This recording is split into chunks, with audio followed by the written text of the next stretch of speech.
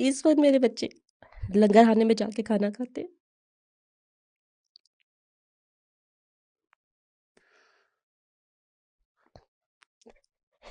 آپ جس اس سے دن پہلے دن لنگر خانے میں جا کے کھانا کھایا تو میری چھوٹی بیٹی نے پوچھا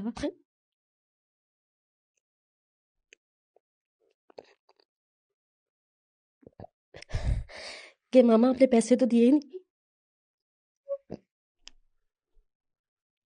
وہ بچے جو یتیم تھے، لوارث تھے، اس لیے مار دیے گئے۔ میرے لیے بڑا آسان تھا، میں سہولت کار بن جاتی۔ میرے بچے ڈرے سہمے رہتے ہیں، بھوکے بھی ہو تو کھانا نہیں مانگتے۔ کیا ضرورت ہے آپ کو وہ غریب بچوں کا کیس لڑنے کی؟ ان کا کیس تو میں لڑوں گی، یہ قرآن مجید میرے ہاتھ میں ہے۔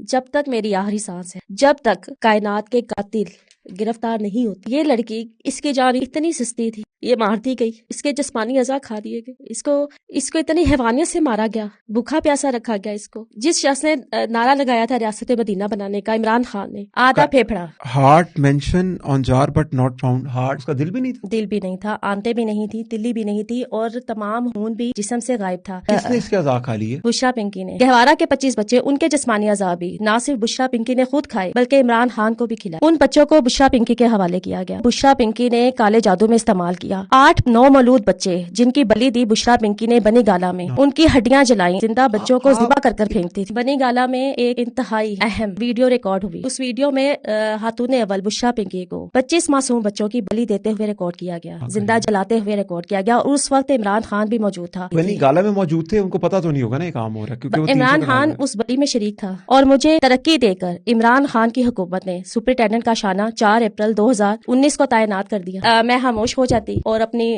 پروموشن انجوائے کرتی، کروڑوں کا سرکاری بجٹ انجوائے کرتی۔ نعیم پنجوتا صاحب ہیں، سلمان اکرم راجہ صاحب ہیں، مروت صاحب ہیں جو آج کل بہت زیادہ تحریک انصاف کے کیسز لڑ رہے ہیں، اظہر صدیق صاحب ہیں۔ تحریک انصاف کے وکلا کو چیلنج کرتی ہوں کہ اگر میں جھوٹی ہوں کیس کریں مجھ پر۔ آپ میرے سے نمبر لیں ان کا اور آپ ان پہ جا کے کیس کریں، ان کو سزا دلوائیں اگر یہ جھوٹی ہیں تو۔ ایک بات کہنا چاہتی ہوں تمام پی ٹی آئی کے لوگوں کو، میری عمران خان کے ساتھ کوئی ذاتی دشمنی، بشرا پنکی کے ساتھ کوئی ذاتی دشمنی نہیں تھی، اور میں بھی یہی سمجھتی تھی کہ یہ شخص تو بڑا مخلص ہے ملک کے ساتھ، وہ انقلاب لے آئے۔ اگر میں نے بطور سپرنٹینڈنٹ کا مکروہ بدبودار چہرہ قریب سے نہ دیکھا ہوتا، میں کبھی آواز نہ اٹھاتی۔ بشرا نے خود مجھ سے موبائل پہ بات کی اور کہا کہ میں خاموشی اختیار کروں، آپ کو 50 لاکھ ان کیش دیے جا رہے ہیں، اگر آپ پروموشن کہتی ہیں آپ کو پروموشن بھی دی جائے گی، صرف آپ خاموشی اختیار کریں۔ بچوں کو عمران خان کے پاس بھیجا جاتا تھا، عمران خان سیکشولی طور پر ان بچوں پر وائلنس کرتا تھا، کائنات کے پرائیویٹ پارٹس تک زخمی کر دیتا تھا۔ عمران خان کائنات کہاں پہ اب؟